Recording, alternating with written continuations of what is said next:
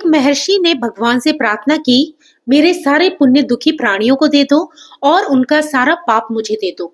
क्या आपने कभी ऐसी करुणा सुनी है? आज के अध्याय में जानिए गौ महिमा और शिव भक्ति का अद्भुत रहस्य। श्री शिवाय नमस्तुभ्यम। राधे राधे भक्तों। धर्मराज युधिष्ठिर से मार्कंडे जी कहते हैं, राजन, पूर्व समय में आप स्तंभ नाम से प्रसिद्ध एक महर्षि हुए हैं जो ब्राह्मणों में श्रेष्ठ और उपवास व्रत में तत्पर रहने वाले थे। उन्होंने काम, क्रोध, लोभ और मोह को सदा के लिए त्याग कर नर्मदा और मत्स्या के संगम के जल में प्रवेश किया था। जल के भंवर में बैठे हुए महातपस्वी आप स्तंभ को मल्लाहों ने मछलियों सहित जाल उठाते समय जल के बाहर खींच लिया।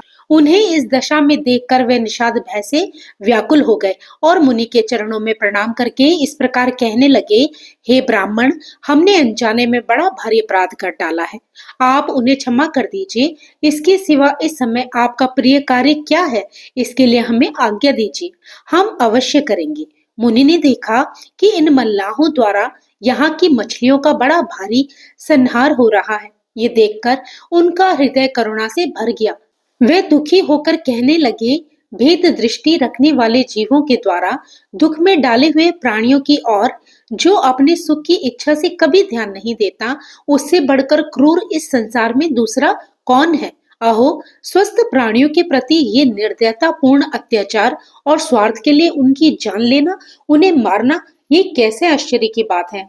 ज्ञानियों में भी जो केवल अपने ही हित में तत्पर है वे श्रेष्ठ नहीं है, क्योंकि अगर ज्ञानी पुरुष भी अपने स्वार्थ का सहारा लेकर ध्यान में स्थित होते हैं, तब तो इस जगत के दुखातुर प्राणी भला किसकी शरण में जाएंगे।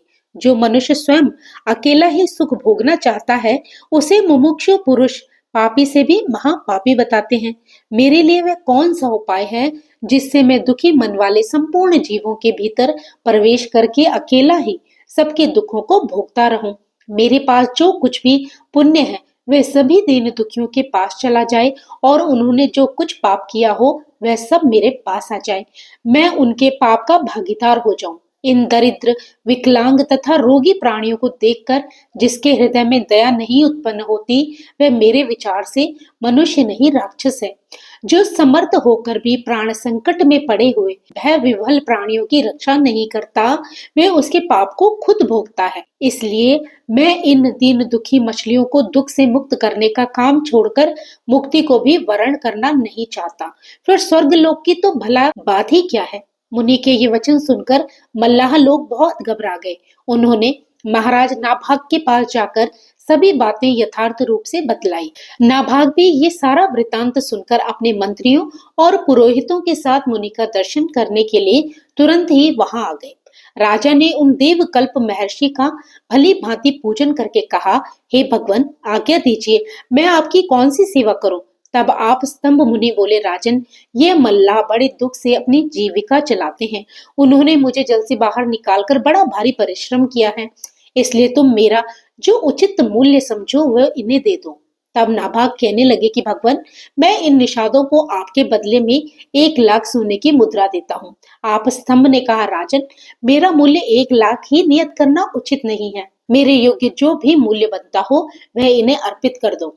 इस संबंध में अपने मंत्रियों के साथ अच्छे से विचार कर लेना। नाभाग कहने लगे, हे ब्राह्मण देवता, अगर पूर्वोक्त मूल्य उचित नहीं है तो इन निषादों को 1 करोड़ दे दिया जाए, और अगर वह भी आपके योग्य नहीं हो तो आज्ञा दीजिए, उससे भी अधिक इन्हें दिया जाएगा। आप स्तंभ मुनि बोले, राजन, मैं 1 करोड़ या इससे अधिक मूल्य की योग्य नहीं हूँ। मेरे योग्य मूल्य चुकाओ और ब्राह्मणों से सलाह करो। राजा ने कहा, अगर ऐसी बात है तो मेरा आधा या पूरा राज्य इन निषादों को दे दिया जाए, और मेरी राय में ये मूल्य आपके योग्य होगा। मुनिवर, किंतु आप किस मूल्य को पर्याप्त मानते हैं वह स्वयं ही बताने की कृपा करें। राजा की बात सुनकर कुछ देर बाद आप स्तंभ मुनि कहने लगे, राजन, तुम्हारा आधा या पूरा राज्य भी मेरे लिए उचित मूल्य नहीं है। मूल्य वह दो जो मेरे योग्य हो। समझ में नहीं आता तो ऋषियों के साथ विचार कर लो। महर्षि का ये वचन सुनकर मंत्रियों और पुरोहितों के साथ विचार विमर्श करते हुए धर्मात्मा राजा नाभाग बड़ी चिंता में पड़ गए। उसी समय संयोगवश महातपस्वी लोमश ऋषि वहां आ गए। उन्होंने नाभाग से कहा, राजन भय मत करो, मैं मुनि को संतुष्ट कर लूंगा। राजा बोले, महाभाग अब आप ही इनका मूल्य बता दीजिए, नहीं तो ये महर्षि क्रोध में आकर मेरे परिवार, कुल, बंधु बांधव और समस्त चराचर त्रिलोकी को भस्म कर सकते हैं। फिर मुझ जैसे अत्यंत तुच्छ, दीन और विषय मनुष्य की तो बात ही क्या है। लोमश ने कहा, महाराज तुम उनका मूल्य देने में समर्थ हो। श्रेष्ठ ब्राह्मण जगत के लिए पूजनीय हैं और गौएं भी दिव्य और पूजनीय मानी गई हैं, इसलिए तुम उनके मूल्य के रूप में गौ ही उन्हें दे दो। लोमस की ये बात सुनकर राजा नाभाग मंत्री और पुरोहितों के साथ बहुत प्रसन्न हुए और बड़ी प्रसन्नता के साथ कहने लगे, भगवान उठिए, उठिए मुनि श्रेष्ठ, ये तो आपके लिए योग्यतम मूल्य प्रस्तुत कर दिया गया है। आप स्तंभ ने कहा, अब मैं प्रसन्नता पूर्वक उठता हूँ। राजन, तुमने उचित मूल्य देकर मुझे खरीद लिया है। मैं गौओं से बढ़कर दूसरा मूल्य कोई ऐसा नहीं देखता जो परम पवित्र और पापों का नाश करने वाला हो। गौओं की सदा परिक्रमा करनी चाहिए और वे सदा सबके लिए वंदनीय है, पूजनीय है। गौएं मंगल का स्थान है, दिव्य है। स्वयं ब्रह्मा जी ने इन्हें दिव्य गुणों से विभूषित बनाया है। जिनके गोबर से ब्राह्मणों के घर और देवताओं के मंदिर भी शुद्ध होते हैं, उन गौओं से बढ़कर अन्य किसे बताएं। गौओं के मूत्र, गोबर, दूध, दही और घी, ये पांचों वस्तुएं पवित्र हैं और संपूर्ण जगत को भी पवित्र करती है। गाय मेरे आगे रहे, गाय मेरे पीछे रहे, गाय मेरे हृदय में रहे और मैं सदा गायों के मध्य में निवास करूं। जो प्रतिदिन तीनों संध्याओं के समय नियम परायण और पवित्र होकर गांवों में जागृतो नित्यम इत्यादि श्लोक का पाठ करता है, वह सब पापों से मुक्त होता है और अंत में स्वर्ग लोक को जाता है। प्रतिदिन भक्ति भाव से गौओं को गौग्रास देने में श्रद्धा रखनी चाहिए। जो प्रतिदिन गौग्रास अर्पित करता है, उसने मानो अग्निहोत्र कर लिया, पितरों को तृप्त कर लिया और देवताओं की पूजा भी संपन्न कर ली।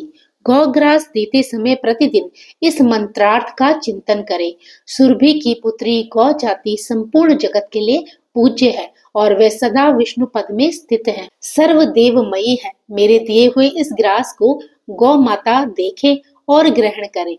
ब्राह्मणों की रक्षा करने, गौओं को खुजलाने, सहलाने और दीन दुर्बल दुखी प्राणियों का पालन करने से मनुष्य स्वर्ग लोक में प्रतिष्ठित होता है। यज्ञ का आदि, अंत और मध्य गौओं को ही बतलाया गया है। वे दूध, घी, दही और अमृत सब कुछ देती है, इसलिए गौओं का दान करना चाहिए और उनकी प्रतिदिन पूजा भी करनी चाहिए। ये गौएं स्वर्ग लोक में जाने के लिए सीढ़ी के समान है। गौओं के इस उत्तम महात्म को सुनकर निषादों ने महाभाग आप स्तंभ जी को प्रणाम करके कहा, प्रभु, हमने सुना है कि साधु पुरुषों के संभाषण, दर्शन, स्पर्श, श्रवण और कीर्तन सभी पवित्र करने वाले हैं। हमने यहाँ आप जैसे महात्मा के साथ वार्तालाप किया है और आपका दर्शन भी कर लिया। अब हम आपकी शरण में आए हैं, आप हमारे ऊपर अनुग्रह कीजिए। निषादों की बात सुनकर आप स्तंभ जी बोले, इस गौ को तुम लोग ग्रहण करो, इससे तुम सब लोग पाप मुक्त हो जाओगे। निषाद निंदित कर्म से युक्त होने पर भी प्राणियों के मन में प्रीति उत्पन्न करके इन जलचारी मत्स्यों के साथ स्वर्ग लोक में जाएं। मैं नरक को देखूं या स्वर्ग में निवास करूं, किंतु मेरे द्वारा मन, वाणी, शरीर और क्रिया से जो कुछ भी पुण्य कर्म बना हो, उससे ये सभी दुखार्थ प्राणी शुभ गति को प्राप्त हो जाएं। इन्हें जीव हत्या का कोई भी दोष न लगे। इसके बाद शुद्ध चित्त वाले महर्षि आप स्तंभ की सत्यवाणी के प्रभाव से वे सभी मल्लाह मछलियों के साथ स्वर्गलोक में चले गए। मछलियों सहित उन मत्स्य जीवी निषादों को स्वर्ग में गया हुआ देखकर मंत्रियों और सेवकों के साथ राजा नाभाग को बड़ा विस्मय हुआ। वे इस प्रकार कहने लगे, कल्याण की इच्छा रखने वाले पुरुषों को सदा संतों और पवित्र जल वाले तीर्थों का सेवन और दर्शन करना चाहिए। इस जगत में एक क्षण के लिए भी यदि उनका संग कर लिया जाए तो वह कभी निष्फल नहीं जाता। इसलिए साधु महात्माओं के पास बैठें और उन्हीं के साथ उत्तम कथा वार्तालाप करें। इसके बाद आप स्तंभ मुनि और महातपस्वी लोमस ने तरह तरह के उत्तम पद सुनाकर राजा को बोध प्राप्त कराया। तब राजा ने परम दुर्लभ धर्ममयी बुद्धि धारण की। इसके बाद वे दोनों महर्षि राजा नाभाग की प्रशंसा करते हुए कहने लगे, अहो राजेंद्र, तुम धन्य हो, क्योंकि तुम्हारी बुद्धि धर्म में तत्पर हुई है। मनुष्यों के लिए धर्म परम दुर्लभ है और खासकर राजाओं के लिए तो वह और भी दुर्लभ है। अगर राजा राज्य मत से उन्मत्त होकर अपने धर्म का त्याग न करे तो उससे बढ़कर दूसरा कौन हो सकता है। धर्म ही ध्रुव है, वह सदा अटल रहने वाला है। राज्य तो मोह रूप अथवा मोह का आश्रय है, वह स्थिर रहने वाला कभी नहीं है। लेकिन राज्य विषयक मोह होने पर भी नरक की प्राप्ति अत्यंत ध्रुव है। इसलिए विद्वान पुरुष राज्य की निंदा करते हैं। विषय की कामना रखने वाले अविवेकी मनुष्य ही राज्य को मान्यता देते हैं, राज्य का लोभ करते हैं। विद्वान पुरुष तो सदा उसे नरक के समान ही देखते हैं। इसलिए महाराज, अगर तुम अपने लिए सनातन गति चाहते हो तो तुम्हें अपने मन में शोक, मोह और मद अर्थात गर्व को कभी स्थान नहीं देना चाहिए। मार्कंडे जी कहते हैं, हे धर्मराज युधिष्ठिर, ऐसा कहकर वे दोनों महात्मा आप स्तंभ और लोमश अपने अपने आश्रम को चले गए। राजा नाभाग ने भी वरदान पाकर फिर बड़ी प्रसन्नता से अपने नगर में प्रवेश किया। महाराज, इस तीर्थ में स्नान करके मत्स्येश्वर की पूजा करो। इसी तीर्थ के प्रभाव से महाभाग आप स्तंभ और मत्स्यजीवी निषाद मछलियों के साथ दिव्य लोक को प्राप्त हुए थे। वे सब आज भी दिव्य कांत धारण करके वैष्णव धाम में विहार करते हैं। मार्कंडे जी कहते हैं, राजन, अब मैं पापों का नाश करने वाले दूसरे तीर्थ का महात्म्य भी बताऊंगा, ध्यान से सुनो। नर्मदा के तट पर कलहंस नाम से विख्यात एक देवर्षि ध्यान लगाया करते थे। उनके मनोहर आश्रम में बहुत से ब्रह्म ऋषि निवास करते थे। वह शाक और मूल फल खाकर जप और ध्यान में तत्पर रहा करते थे। युधिष्ठिर, सभी प्राणियों के हित में संलग्न रहने वाले कालहंस जी भगवान शिव के ध्यान में स्थित होकर 15,000 वर्षों तक एक पैर से ही खड़े रहे। उनकी कठिन तपस्या और ध्यान निष्ठा से इंद्र को बड़ा भय हुआ और वे कुबड़े तथा नाटे ब्राह्मण का रूप धारण करके कलहंस के आश्रम पर गए। वहां पहुंचकर उन वृद्ध ब्राह्मण ने पूछा कि तपोधन, आप किस उद्देश्य से तपस्या कर रहे हैं। कलहंस ने हंसते हुए कहा, महाभाग, मैं आपको जानता हूँ। आप तो देवताओं के स्वामी देवराज इंद्र हैं, लेकिन मैं इंद्र पद नहीं चाहता। इसलिए आप इच्छा अनुसार राज्य कीजिए, आप मुझसे भय मत कीजिए। मैं महादेव जी की आराधना करता हूँ और किसी देवता की नहीं। महर्षि का वचन सुनकर देवराज इंद्र कहने लगे, महाभाग, आप मुझसे वर मांग लीजिए, जिससे आपको भगवान शंकर के दर्शन अवश्य ही प्राप्त हो जाएंगे। सुनकर कलहंस ने कहा, देवराज, मैं तो भगवान शंकर को छोड़कर और किसी भी देवता से किसी भी वरदान की याचना कभी नहीं करूंगा। उनके ऐसा कहने पर इंद्र संपूर्ण कामनाओं से संपन्न होकर वापस लौट गए।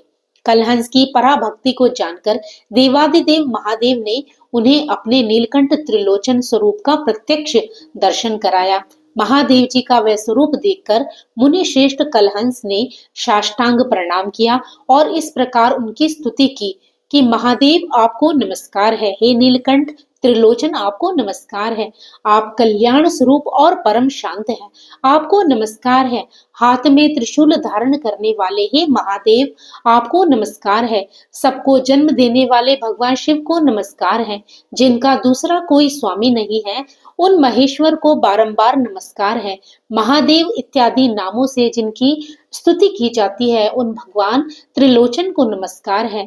कल्याण की प्राप्ति कराने वाले देवता शिव को नमस्कार है। हे पंचमुख शंभु, आपको नमस्कार है। हे महाशिव, आपको नमस्कार है। ब्रह्मा जी का लोक, वन और पाताल जिनका स्वरूप है और जिनके कंठ में नील चिन्ह शोभा पा रहा है, उन भगवान शिव को नमस्कार है। कली और काल स्वरूप आपको नमस्कार है। श्री कंठ नागेंद्र भूषण आपका आधा शरीर उमा स्वरूप है और आधा उमा वल्लभ रूप है, आपको नमस्कार है। आपके गुण तथा रूप अनंत हैं। आप सर्पों का यज्ञोपवीत धारण करते हैं, आपको बारंबार नमस्कार है। शब्द, स्पर्श, रूप, रस, गंध, बुद्धि, मन और अहंकार, ये 8 तत्व आपकी 8 मूर्तियां हैं। हे अष्टमूर्ति, आपको नमस्कार है। आप ही सूर्य, अर्यमा, भग, त्वष्टा, पूषा, अर्क, सविता, रवि, गभस्तिमान, काल, मृत्यु और प्रकाश करने वाले धाता, ये 12 आदित्य रूप हैं। पृथ्वी, जल, तेज, वायु और आकाश भी आप ही हैं। चंद्रमा, बृहस्पति, शुक्र, बुध और मंगल भी आपके ही स्वरूप हैं। आपको बारंबार प्रणाम है। ब्रह्मा विष्णु आदि देवताओं को भी जिनका अंत नहीं मिलता, उन्हें आप शिव की स्तुति संसार सागर में डूबे हुए प्राणियों में से कोई भी प्राणी कैसे कर सकता है। हे शूलपाणी, मैंने अज्ञान अथवा ज्ञान से जो कुछ भी अनुचित बात कह दी हो, उसके लिए मुझे आप क्षमा करें। मार्कंडे जी कहते हैं कि हे युधिष्ठिर, कलहंस द्वारा की हुई इस स्तुति को सुनकर महादेव जी बोले, महामते, मैं तुम्हारे इस स्तोत्र से बहुत प्रसन्न हूँ। तुम कोई वर मांगो। कलहंस ने कहा, देव, इस स्थान पर कलहंसेश्वर नामक तीर्थ और एक शिवलिंग प्रकट होकर यहाँ किए हुए होम दान आदि सत्कर्म अक्षय बने रहें। जो मनुष्य स्वाधीन या पराधीन होकर यहाँ पर मृत्यु को प्राप्त हो, अपने देह का त्याग करे, वो आपकी आज्ञा से स्वर्गलोक में जाए। हे कल्याणकारी महादेव, जो इस स्तोत्र के द्वारा आपकी स्तुति करे, वे बड़े से बड़े पापी भी क्यों न हो, इस तीर्थ के प्रभाव से सभी शिवलोक को चले जाएं। महादेव जी बोले, मुनि, इस चराचर त्रिलोकी में जो जिस जिस वस्तु की कामना करेगा, उसे इस तीर्थ में वह सब कुछ निसंदेह प्राप्त होगा। ऐसा कहकर भगवान शिव कैलाश पर्वत पर चले गए। इसके बाद जितेंद्रिय मुनि कलहंस भी ब्रह्मनिष्ठ मुनियों के साथ भगवान शिव के धाम में जाकर दिव्य भोगों का उपभोग करने लगे। हे युधिष्ठिर, ये मैंने जिन कलहंस का यश तुम्हें सुनाया है, वे स्वारोचिस मनवंतर के आदि कल्प में हुए थे। कलहंस के इस उपाख्यान का श्रवण और कीर्तन करने से कलयुग में मनुष्य कष्ट नहीं पाते। वे पुत्र और स्त्रियों से संयुक्त होते हैं और पाप, माया तथा मोह से उनका पिंड छूट जाता है, क्योंकि इस उपाख्यान के द्वारा वे मन, वाणी और क्रिया से महादेव जी का चिंतन और स्मरण करते हैं। तो भक्तों, ये था आज का फाल्गुन मास का महात्म्य। ये कथा यहीं पर विराम लेती है। इससे आगे की कथा आप कल सुनेंगे। तो फिर प्रभु का नाम लेते रहिए और पुण्य के भागी बनते रहिए। जय श्री कृष्ण। राधे राधे।